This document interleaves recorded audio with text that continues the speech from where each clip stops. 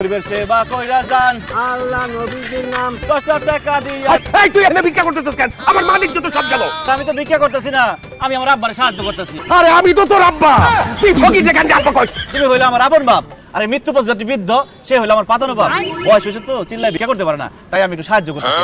অনেক সাহায্য করছো, আর ভিক্ষা করতে হবে না, পাশে আসো। আমি আমার পাতানো আব্বার সাথে কালকে রাত্রে এখানেই ঘুমাইছি, শুয়ে যে আরাম পাইছি, 5 তলা বিল্ডিং এর এসি রুমে আমি সেই আরাম পাই না। তাই চিন্তা করছি আজকে থেকে আমি এই পাতানো আব্বার সাথে থাকবো, এইখানেই ঘুমাবো। তুই কেন ফুটপাতে থাকবি একটা ফকিরের সাথে? তোর বাবার এত বড় একটা পাঁচতলা বাড়ি থাকতে? ভুল বললাম আম্মা, ওই বাড়ি আব্বার না, পরের জায়গা পরের জমি, ঘর বানায়া আব্বাই রয়, আব্বাই তো সেই ঘরের মালিক।